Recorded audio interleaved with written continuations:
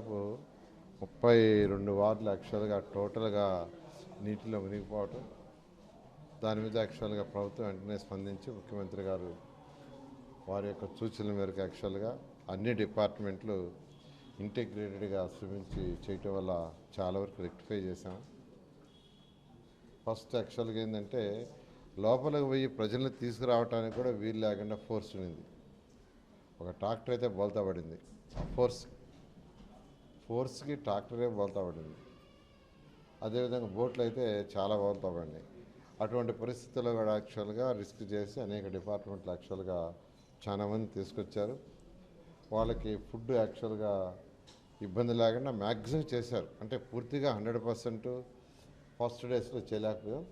అయితే నిన్నటి నుంచి అయితే మాత్రం వీలైనంత ప్రతి ఒక్కరికి ఫుడ్ కానీ అంటే బ్రేక్ఫాస్ట్ కానీ లంచ్ కానీ డిన్నర్ కానీ డ్రింకింగ్ వాటర్ కానీ ఇబ్బంది లేకుండా చేసాం. ఇవాళైతే మార్నింగ్ 8,50,000 ఫుడ్ ప్యాకెట్స్ బ్రేక్ఫాస్ట్ ఇచ్చాం. లంచ్కి కూడా 8,50,000 ఇచ్చాం. ఇప్పుడు కొందరైతే మాకు రాత్రికి డిన్నర్ అవసరం లేదు సార్, అదే ఉందంటున్నారు. దానికంటే కూడా మిల్క్ పంపించమని అంటున్నారు.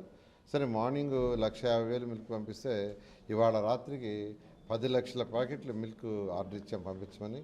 రేపు మార్నింగ్ కూడా 10 లక్షలు, రేపు ఈవినింగ్ కూడా 10 లక్షల మిల్క్ ప్యాకెట్స్, ఎల్లుండి మార్నింగ్ కూడా 10 లక్షల మిల్క్ ప్యాకెట్స్ సప్లై చేయమని ముఖ్యమంత్రి గారు ఆదేశాలు జరిగింది. ఈ విధంగా యాక్చువల్గా అన్ని డిపార్ట్మెంట్లు, ట్రాన్స్పోర్ట్ కావచ్చు, ఫైర్ కావచ్చు, పోలీస్ కావచ్చు, మున్సిపల్ శాఖ కావచ్చు, ఉన్న అన్ని శాఖలు, ఆఖరాకి అగ్రికల్చర్ కూడా, ఎందుకంటే అక్కడక్కడ పశువులకి వాటికి పశుగ్రాసం లేకుండా పోయింది, దాన్ని కూడా సప్లై చేయడం జరిగింది.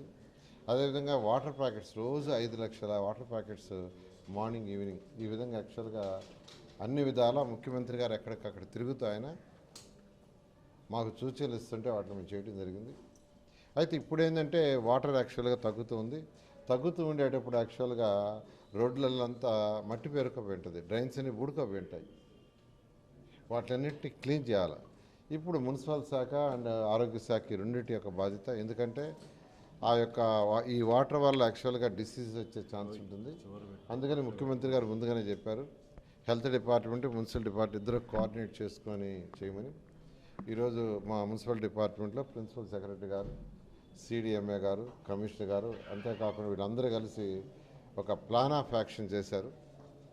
అదేంటంటే ఇదంతా క్లీన్ చేయాలంటే కనీసం ఒక 10,000 మంది ఎంప్లాయీస్ ఉంచాలి. ఈరోజు 3,000 మంది ఎంప్లాయీస్ ఉన్నారు. అందుకనే మనకున్న 123 మున్సిపాలిటీస్ ఉంటే అక్కడున్న కమిషనర్ అందరిని పిలిపించారు, దాదాపు అందరిని పిలిపించారు. వాళ్ళ కొందరు పర్సనల్ ప్రాబ్లం రాలేకపోయారు, వాళ్ళందరితో డిస్కస్ చేశారు.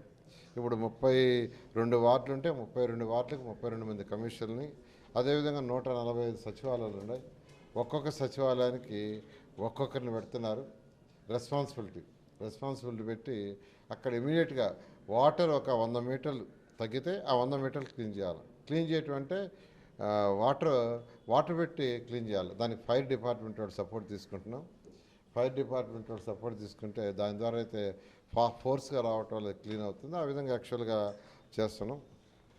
దాదాపు 10,000 మంది యాక్చువల్గా వర్క్ చేయబోతున్నారు. 10,000 మందిని పెట్టి ముఖ్యమంత్రి గారు ఒకటే చెప్పారు, ఎప్పుడు ఒక 100 మీటర్లు తగ్గినా వెంటనే క్లీన్ చేయాలి, రోడ్లన్నీ వాష్ చేయాలి, సిల్ట్ అంతా తీయాలి, ఫాగింగ్ చేయాలని చెప్పారు. ఆయన సూచనల మేరకు యాక్చువల్గా ఇవన్నీ చేసుకుంటూ ముందుకు పోవడానికి ఈరోజు యాక్చువల్గా మీటింగ్ పెట్టాము. దానికి సంబంధించి సెక్రటరీ గారు కానీ, డైరెక్టర్ గారు కానీ, కమిషనర్ గారు కానీ, అక్కడి నుంచి వచ్చిన ఐఏఎస్ ఆఫీసర్ కమిషనర్లు ఉన్నారు, అదేవిధంగా సీనియర్ కమిషనర్ ఉన్నారు. వాళ్ళందరూ సలహాలు తీసుకుని ఈరోజు ఎలా చేయాలని ప్రణాళిక వాళ్ళు రచిస్తున్నారు. వాళ్ళు రచించిన తర్వాత రేపు ఉదయం నుంచి యాక్చువల్గా ప్లాన్ ఆఫ్ యాక్షన్లోకి పోవడం జరుగుతుంది.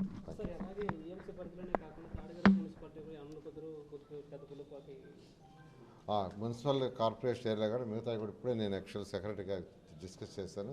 ఎలా చేస్తాం, వాటిలో మున్సిపల్ కమిషన్ పెడతాం, ఎలా పెడతామని. అక్కడ ఉన్న యాక్చువల్గా పంచాయతీ వాళ్ళతో కూడా మాట్లాడి ఇవాళ ఈవినింగ్ మీటింగ్ పెట్టబోతున్నాను.